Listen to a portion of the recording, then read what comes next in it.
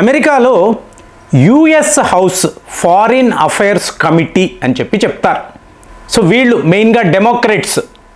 So వీళ్ళు ఏమంటున్నారు అంటే డొనాల్డ్ ట్రంప్ యొక్క ఈ ఫారిన్ పాలసీ వల్ల పూర్తి అమెరికా ఏ స్థాయిలో ఇవాళ దిగజారుతుంది అంటే ఆర్థికంగా అనండి, అలాగే భారత్ నుంచి వస్తున్న సరుకులు, మీకు ఈ ధరలు, ఇన్ఫ్లేషన్ ఇదంతా కూడా రోజు రోజుకి పెరగడము అనేది అమెరికాకు మంచిది కాదు.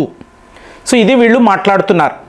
సో ఇంకొక ప్యూ అనబడే రీసెర్చ్ సెంటర్, సో వీళ్ళు ఏమంటున్నారంటే మేము ఒక సర్వే నిర్వహించాము, ఇందులో భారత్ టారిఫ్స్పై ఒక ఒపీనియన్ తీసుకున్నాం, అంటే ప్రజల వద్దకు వెళ్ళి అడిగాం, ఇదొక రీసెర్చ్ వర్క్.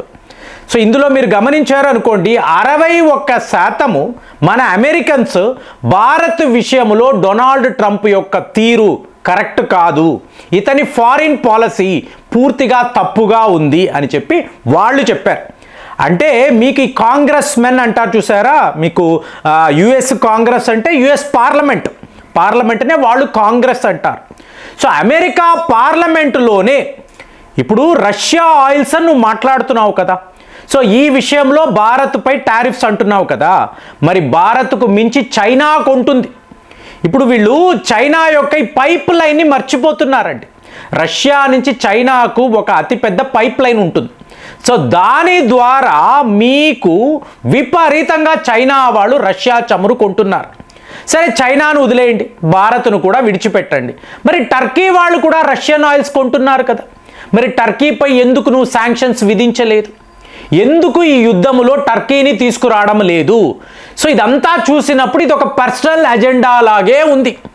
నువ్వు మోదీ గారితో ఏదో శత్రుత్వం పెట్టుకున్నావు, మేబీ ఆపరేషన్ సింధూర్లో జరిగిన అవమానం అయ్యుండొచ్చు, దీనిని పెట్టుకొని అమెరికా యొక్క ఆర్థిక విధానాన్నే నువ్వు ఇవాళ పాడు చేస్తున్నావు. సరేనండి, డెమోక్రాట్స్ మీకు ప్రతిపక్ష నాయకులు అనుకోవచ్చు, కాదండి, మీకు ఇలాగ రిపబ్లికన్స్ కూడా డొనాల్డ్ ట్రంప్ని తప్పుపడుతున్నారు. సో ఇది ఎలా చెప్తున్నారు అంటే ఇప్పుడు ప్రతి ఒక్క పార్టీకి కొన్ని కోర్ ప్లేసెస్ ఉంటాయి, అక్కడ వాళ్ళు చాలా బలంగా ఉంటారు, అక్కడ వాళ్ళని ఎవరు కదిలించలేరు. అలా డొనాల్డ్ ట్రంప్ కూడా కొన్ని ఏరియాస్ ఉంటాయి, అక్కడ అతనికి విపరీతమైన సపోర్ట్ ఉంటుంది. కానీ ఇవాళ అక్కడ కూడా ఇప్పుడు ఇతను ఏం చేశాడు, మేము అమెరికన్స్ మీరు ఏలియన్స్ అనే క్యాంపెయిన్ మొదలుపెట్టాడు.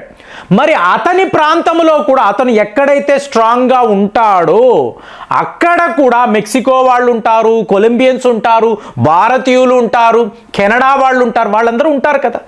సో వాళ్ళను నువ్వు ఇలా శిక్షిస్తాను, డిపోర్ట్ చేస్తాను, పంపించేది, అది నిన్ను గెలిపించిన వాళ్ళనే నువ్వు ఇలా మాట్లాడేవంటే వాళ్ళు ఎలా ఒప్పుకుంటారు? కాబట్టి యావత్ అమెరికా అంతా కూడా ఏం చెప్తుంది, యాజ్ ఇట్ ఈస్గా ఇవాళ మళ్ళీ ఎలక్షన్స్ పెట్టండి, డొనాల్డ్ ట్రంప్ చిత్తుగా ఓడిపోతాడు. ఏంటి వచ్చి మీకు 8 నెలలు 8 మంత్స్లో ఇంత చెడ్డ పేరు సంపాదించుకున్న ఏకైక మీకు ప్రెసిడెంట్గా మీకు డొనాల్డ్ ట్రంప్ చరిత్ర పుటాల్లోకి ఎక్కాడు. బాబా ఇంకా ఇతన్ని ఎలా భరించడము, మళ్ళీ ఎలక్షన్స్ పెడదాము, ఆ పరిస్థితిలోకి ఇవాళ అమెరికా వచ్చేసింది. మరి ఇంకొక వైపు చూశారు అనుకోండి, మోదీ గారు జపాన్ వెళ్ళారు.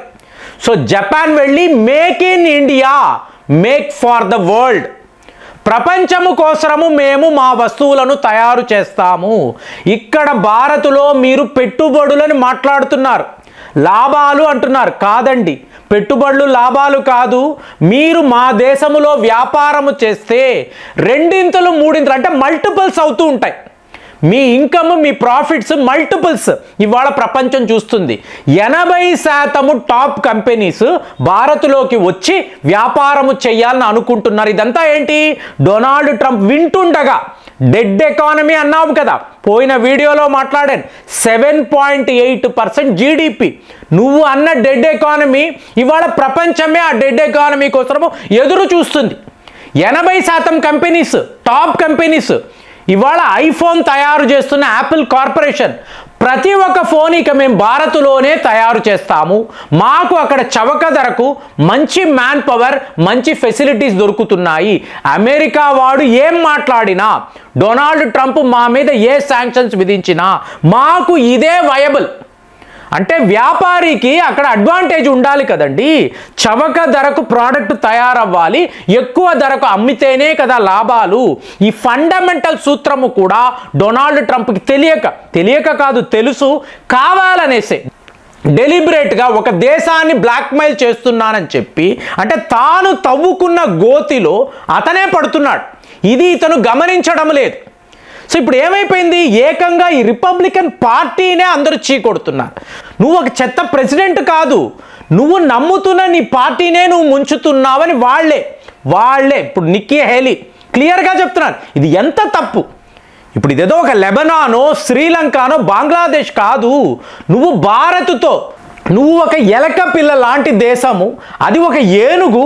సో దానితో నువ్వు పోరాటం ఏంటి అంటే, పాపులేషన్లో చెప్తున్నానండి, అమెరికా పాపులేషన్ భారత్ పాపులేషన్ చూసినప్పుడు మీకు చాలా చాలా పెద్దది కదా. సో ఒక ఏనుగు లాంటి మ్యాన్ ఫోర్స్ ఉండే దేశము, మనదేమో ఎలక లాంటి ఒక మ్యాన్ ఫోర్స్. ప్రతిదీ మనం విదేశాల మీదే ఆధారపడతాము. మన దేశంలో ప్రొడక్షన్, మ్యానుఫ్యాక్చరింగ్ చాలా చాలా తక్కువ. కాబట్టి మనం ఆధారపడేదల్లా భారత్, చైనా మీద, వాళ్ళ మీదే. ఇప్పుడు ఏమంటున్నాడు, రేర్ ఎర్త్ మ్యాగ్నెట్స్ ఒకవేళ చైనా మాకు ఇవ్వడము ఆపేస్తే ఆ చైనాపై 200% నేను టారిఫ్స్ విధిస్తాను. సో మీకు బెదిరించడమే, ఇందులో ఎటువంటి లాజిక్స్ లేదు. చైనా వాడేమంటాడు, నేను ఇవ్వనురా, నువ్వు విధిస్తే విధించుకో, నేను భారత్తో వ్యాపారం చేసుకుంటాను. ఇదే కదా ఆ సీక్రెట్ లెటర్. ఏంటి ఇదే, మనము కలిసిపోవాలి, డ్రాగను ఎలిఫెంట్ డాన్స్ చెయ్యాలి. ఇవాళ అమెరికా కూడా చూడండి, మన జాతీయ జంతువు పులి, కానీ అందరూ ఏనుగు అంటే భారత్ను ఒక ఏనుగులాగా, అంత పెద్ద ఆకారముతో ఉండే ఒక జీవిలాగా చూస్తున్నారు. అమెరికా సెనేటర్స్ కూడా ఇవాళ లా మేకర్స్, మనము ఎలుక అంటే భారత్ అక్కడ ఏనుగు. దీనిని ఎందుకు నువ్వు గమనించడం లేదు?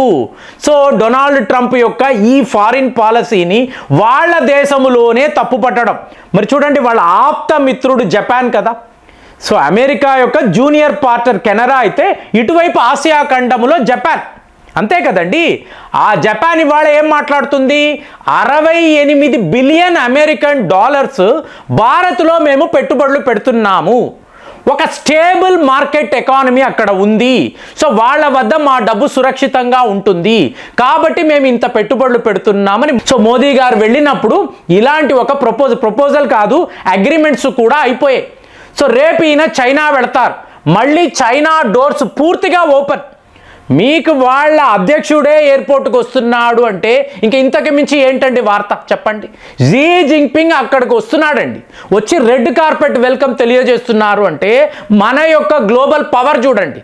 సో ఇదంతా తెలిసే కూడా ఒక ఎటువంటి ఆధారము, ఫౌండేషనే లేని ఒక పాకిస్తాన్ కోసరము ఇంత పెద్ద దేశాన్ని ఇతను శత్రు దేశముగా చూస్తున్నాడు అంటే ఇతను ఎంత ఒక మూర్ఖుడు అనేది ఇవాళ అందరూ మాట్లాడుతున్నారు. సో నేను మీరు కాదండి, స్వయాన అమెరికా ప్రజలు రీసెర్చ్లో ఇదే తేలింది. టోటల్గా ఇది రాంగ్. ఇప్పుడు అందరూ మాట్లాడేది ఏమిటి, ఏమండి భారత్ నుంచి మీకు బియ్యం వస్తుందండి, ఎవరు తింటారు, ఎవరు కొంటారు, ఎవరు తింటారు, భారతీయులే కదా. సో ఆ ధర పెట్టి వాళ్లే కదా తింటారు అంటే ఆ భారతీయుల్లో 34%, 50 లక్షలండి పాపులేషన్ అనుకోండి. ఇందులో 34% మీకు అమెరికాలో పుట్టిన ఎన్ఆర్ఐలు, భారత సంతతికి చెందిన వాళ్ళు, అంటే వాళ్ళు అమెరికా పౌరులు. మరి వాళ్ళు ఓటింగ్ వేశారు కదా, నీకు ఓట్లు వేశారు కదా. సో ఇండియన్ పాపులేషన్ ఓట్లు కూడా అక్కడ చాలా ముఖ్యము కదా. సో ఇదంతా చూడకుండా నీ పౌరుల మీదే, ఒట్టి ఒక అమెరికన్స్ కాదు కదండి, ప్రపంచంలో ఎన్నో దేశాల వాళ్ళు అమెరికాలో నివసిస్తారు. ఇప్పుడు మనం భారత్ అన్నాము అనుకోండి, బంగ్లాదేశ్ వాళ్ళు ఉంటారు, పాకిస్తాన్ వాళ్ళు ఉంటారు, మయన్మార్ వాళ్ళు ఉంటారు, యూకే వాళ్ళు ఉంటారు, చైనా వాళ్ళు, వీళ్ళందరూ ఉంటారు కదా. సో వాళ్ళు కూడా పౌరులు అన్నాక ఎలక్షన్స్లో ఓటు వేస్తారు కదా. సో మనము కూడా డొనాల్డ్ ట్రంప్కి అక్కడ వేసాము కదా. మరి వీళ్ళందరూ ఇవాళ గ్రహాంతర వాసులు అయిపోయారా అంటే, ఎలక్షన్ ఓట్లు అన్నప్పుడు వీళ్ళు ఇండియన్ డయాస్పోరా చాలా ఇంపార్టెంట్. ఇవాళ ఎలక్షన్స్ అయిపోయాయి, నేను గెలిచేశాను కాబట్టి ఏముందిలే, వాళ్ళు కొనే పప్పులు, మీకు ఇలాగ కాయగూరలు, ఇట్లాగ పప్పు దినుసులు, దీని మీద టారిఫ్ ఉంటే మనకు ఒరిగింది ఏమిటి అంటే ఇదే ఒక అతి పెద్ద పొరపాటు అని చెప్పి ఇవాళ అమెరికా అనేక ఆర్థిక నిపుణులు, లా మేకర్స్, స్వయాన రిపబ్లికన్స్, డెమోక్రాట్స్ కూడా అంటున్నారు. అంటే డొనాల్డ్ ట్రంప్ యొక్క తెలివితేటలను మీరు ఎలా చూస్తున్నారు? కామెంట్స్లో రాయండి. మళ్ళీ వచ్చే వీడియోలో కలుద్దాం. జై హింద్.